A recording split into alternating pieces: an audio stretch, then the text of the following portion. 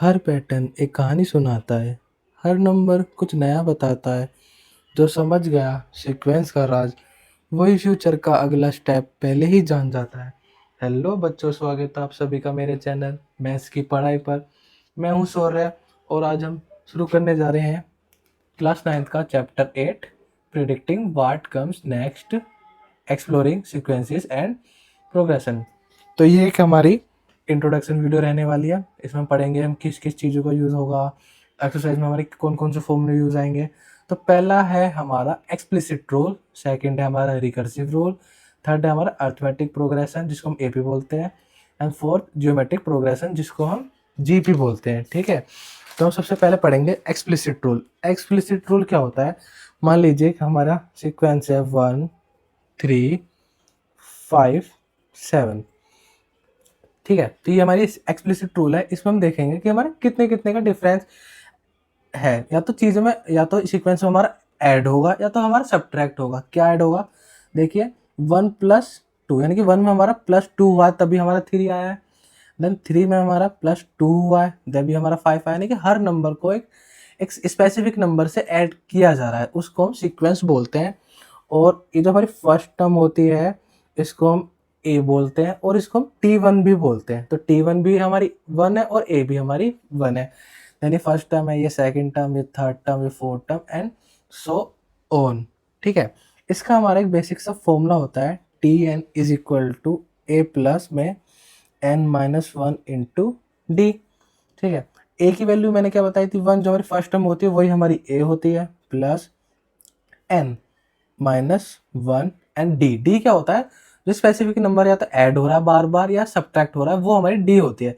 अब ये मेरी +2 है तो यहाँ पर मेरा +2 आ जाएगा। हो सकता है कि मेरी -2 हो तो हम यहाँ पर -2 लिखेंगे। देन इसको सोल्व करते हैं, 1 then +2n and -2 then 2n। Then इन दोनों को सोल्व करेंगे तो आएगा हमारा -1। यानी कि एक स्पेसिफिक, यानी कि इस वाली स्पेसिफिक सीक्वेंस के लिए हमारा एक्सप्लिसिट रूल हमारा क्या होगा? 2n-1। ये जो है हमारा Tn is equal to A plus n-1 into D, ये हमारा एक्सप्लिसिट रूल का हमारा जनरल फॉर्मूला हो गया। इसी की मदद से हम सीक्वेंस के लिए उसका एक स्पेसिफिक फॉर्मूला बना लेते हैं। और ये इस फॉर्मूला हमारे किस काम आता है? मान लीजिए हमको इस सीक्वेंस के हमें 15 टर्म निकालनी है तो n इक्वल टू 15 ले लेंगे। तो T15 equal to T then bracket में 15, जितनी वैल्यूज हम पुट करेंगे हमेशा हम ब्रैकेट जरूर लगाएंगे, -1 एंड 2 मल्टीप्लाई बाय 15 30 -1 देन 29। यानी कि सीक्वेंस की हमारी 29th वैल्यू होगी, 29 वैल्यू होगी T15 की। यानी कि इस सीक्वेंस की 15 टर्म हमारी 29 होगी। तो इस चीज़ के लिए हमारा यूज आने वाला है क्या? Explicit rule. ठीक है, हो सकता है हमारा डिफरेंस चेंज भी हो। इस बार हमारा +2 है, हो सकता है मेरा +3 भी हो सकता है, +4 भी हो सकता है, हो सकता है -3 भी हो सकता है, -2 भी हो सकता है। ठीक है, तो ये होता है मेरा एक्सप्लिसिट। मैं इसका एक और एग्जांपल देके बता सकता हूँ आपको। जैसे एक और सीक्वेंस है हमारा 1 4 7 10। ये है मेरा दूसरा एग्जांपल एक्सप्लिसिट रूल को समझाने के लिए। तो इसमें ए की वैल्यू क्या है हमारी? 1।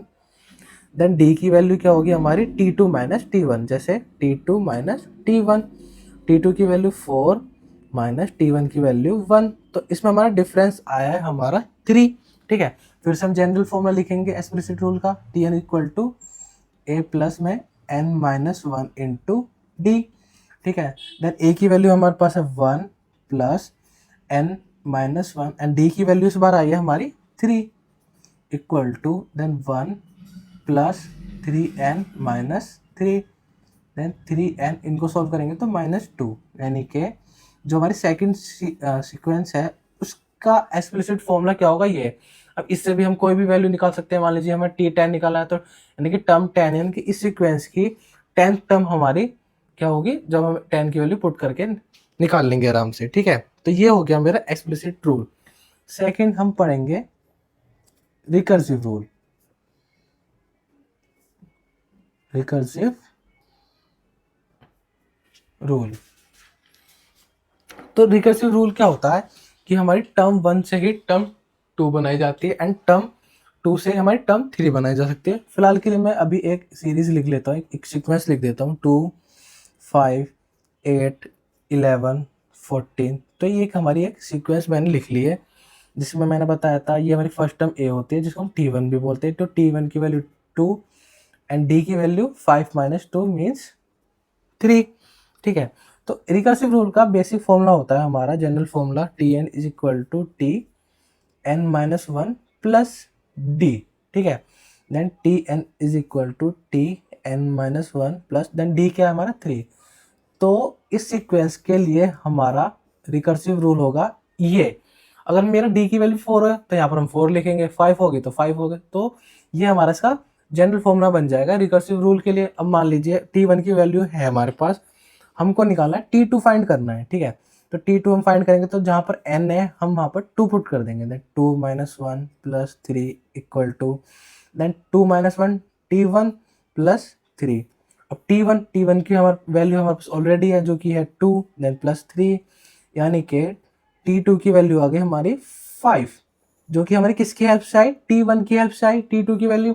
देन T3 की वैल्यू हम कैसे निकालेंगे, T2 प्लस जैसे 3 पुट करेंगे तो 2 बचेगा, देन T2 प्लस 3 हो जाएगा, T2 की वैल्यू 5 देन प्लस 3 यानी कि 8, यानी कि टर्म 3 जो है हमारी T2 की आज मदद से आएगी। यानी कि इसमें क्या होता है रिकर्सिव रूल में हमारी प्रीवियस टर्म से ही हमारी नेक्स्ट टर्म बनाई जाती है, और इसमें हमारी जो सीक्वेंस होते हैं इससे हम कोई भी टर्म फाइंड कर सकते हैं, लेकिन उसका पहले एक स्पेसिफिक फॉर्मूला बनाना होगा उस सीक्वेंस का। जैसे इस सीक्वेंस का ये स्पेसिफिक फॉर्मूला बनाया, इस सीक्वेंस का ये स्पेसिफिक फॉर्मूला बनाया, इसी तरीके से इस सीक्वेंस का ये स्पेसिफिक फॉर्मूला है नेक्स्ट टर्म निकालने के लिए। तो होप है मुझे कि एक्सप्लिसिट और रिकर्सिव रूल आपको अच्छे से आ गया होगा। अब हम पढ़ने जा रहे हैं एपी। ठीक है, टॉपिक थर्ड है हमारा एपी, जिसको हम बोलेंगे अर्थमेटिक प्रोग्रेशन। अर्थमेटिक प्रोग्रेशन, ठीक है। तो अर्थमेटिक प्रोग्रेशन क्या होता है कि हमारे इसका जनरल फॉर्म लिखता हूं पहले मैं, अर्थमेटिक प्रोग्रेशन की जनरल फॉर्म।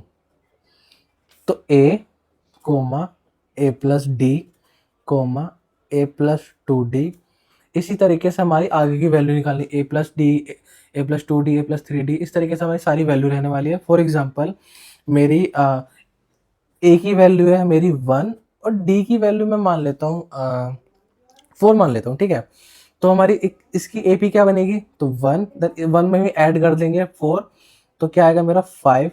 देन इसमें हम अगेन ऐड करेंगे, देखो फर्स्ट टर्म में ही हम एक और डिफरेंस ऐड कर रहे हैं जो कि हो जाएगा मेरा क्या 9 देन 13। इस तरीके से मेरी एक एपी फॉर्म होने वाली है। ठीक है, और एपी का हमारा जनरल फॉर्मूला क्या होने वाला है, जनरल फॉर्मूला फॉर एपी क्या होने वाला है, A N equal to A plus में N minus one into D. बहुत बच्चे इसको हम लिख सकते हैं इसको T N is equal to A plus में N minus one into D. तो इसका जनरल फॉर्मूला क्या होने वाला है, ए प्लस में N minus one into D. ठीक है, ये हमारा एपी हो गया। देन इसमें हम एक इसका सब टॉपिक पढ़ेंगे, sum of nth term, sum of nth term. ठीक है, या फिर इसको हम ये भी बोल सकते हैं sum of n natural number. ठीक है, हम ये दोनों टॉपिक पढ़ने वाले हैं, sum of n natural numbers. ठीक है, तो इसका फॉर्मूला होता है S N is equal to N bracket में n plus one upon to.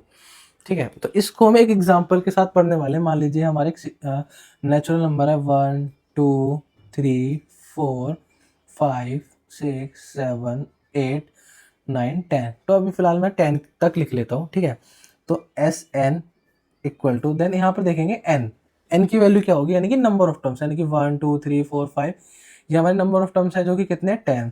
तो एन की जगह पर हम 10 पुट करेंगे, then 10 plus one divided by 2। तो क्या होगा 10 multiply by 11 divided by 2, then 2 से कट कर देंगे, 2 5 से 10 एंड इसका आ जाएगा हमारा 55। यानी कि सम ऑफ 10 टर्म्स क्या है हमारा 55। होप है आपको अच्छे से समझ में आएगा।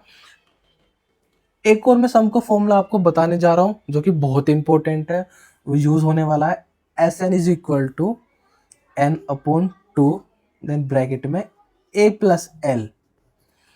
तो ये एल देखो, ए मतलब तो आपको पता ही है, ए क्या होती है, हमारी फर्स्ट टर्म होती है किसी भी सीक्वेंस। जैसे इसकी फर्स्ट टर्म क्या है, ए है, इसकी फर्स्ट टर्म क्या है, वन है, तो ए भी पता है आपको, एन भी पता है, एल क्या है, एल को हम लास्ट टर्म बोलते हैं और इसको ए एन भी बोल सकते हैं और इसको टी एन भी बोल सकते हैं। होप आपको क्लियर है। ये फॉर्मूला आपका इंपॉर्टेंट है, जो आपका एक्सरसाइज में भी यूज होने वाला है। ठीक है, अब आपने एपी भी पढ़ लिया है, अब हम पढ़ने जा रहे हैं जीपी। जीपी क्या होती है, टॉपिक फॉर जीपी। जीपी को हम बोलते हैं जियोमेट्रिक प्रोग्रेशन। जियोमेट्रिक प्रोग्रेशन, ठीक है। तो जीपी का हमारी जनरल फॉर्म क्या होती है, जीपी की जनरल फॉर्म ऑफ जीपी होती है हमारी A R comma A R square comma A R cube and so on. देखो जैसे एपी में ए होता है, ऐसे जियोमेट्रिक में भी ए होता है, जो कि हमारी ए फॉर फर्स्ट टर्म होती है। ये आर क्या है, आर को हम बोलते हैं कॉमन रेशियो। कॉमन रेशियो जिसको हम आर से डिनोट करते हैं, आर से, ठीक है। ये हम निकालते हैं T2 upon T1।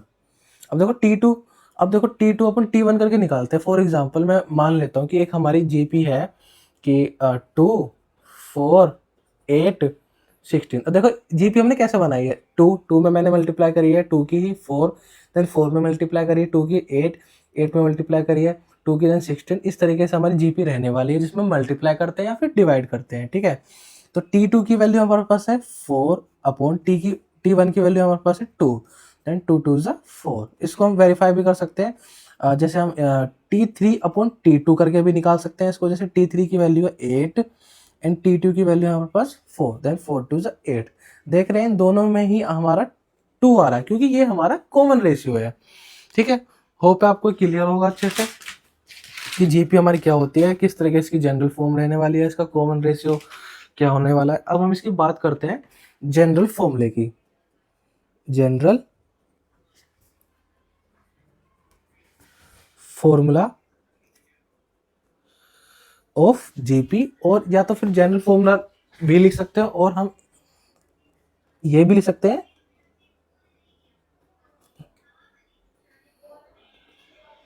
General formula और एक्सप्लिसिट रूल फॉर जीपी, जो कि रहने वाला है मेरा A N is equal to A dot R की पावर n-1। ध्यान रखिए इस डॉट का मतलब मल्टीप्लायर रहता है। अब मान लीजिए जैसे 2.4 है, अब इसमें कंफ्यूज नहीं होना। अगर हमारा डेसिमल नीचे की तरफ है तो इसको हम डेसिमल बोलेंगे, अगर ये हमारा पॉइंट थोड़ा ऊपर की तरफ है तो इसका मतलब हमारा मल्टीप्लीकेशन, ठीक है। इसको an भी लिख सकते हैं और हम tn भी लिख सकते हैं। tn is equal to a dot R की पावर n-1। ये है हमारा जनरल फॉर्म ऑफ जीपी, और इसको हम एक्सप्लिसिट रूल के नाम से भी जानेंगे, ठीक है। अब हम बात करते हैं recursive rule for GP. Recursive rule क्या होता है हमारा जीपी का, Tn is equal to R then T then n-1। ये मेरा रिकर्सिव रूल रहने वाला है जीपी के लिए। तो हम बेसिक से हमने ये चीज़ें पढ़ी कि जीपी क्या होता है, इसकी जनरल फॉर्म क्या होती है, कॉमन रेशियो क्या होता है, कॉमन रेशियो हम कैसे निकालते हैं, और जनरल फॉर्मूला क्या होता है हमारा जीपी का। और जनरल फॉर्मूले को हम एक्सप्लिसिट रूल भी बोलते हैं जीपी का, जो कि हमारा टी एन इक्वल टू ए की मल्टीप्लाई आर की पावर n-1 रहने वाला, और रिकर्सिव रूल हमारा रहने वाला T N is equal to R the multiply T and n-1। Hope आपको इंट्रोडक्शन वीडियो आपको अच्छी लगी हो तो आप लाइक कीजिए, सब्सक्राइब कीजिए, ठीक है। एंड मैं इसकी अब एक्सरसाइज वीडियो डालने वाला हूँ, ठीक है। जब तक के लिए बाय बाय। और हाँ, जब तक जानोगे नहीं तो मानोगे कैसे, तो सबसे पहले देखिए जानिए कि क्या सोल्यूशन हो रहा है, ठीक है। Bye bye.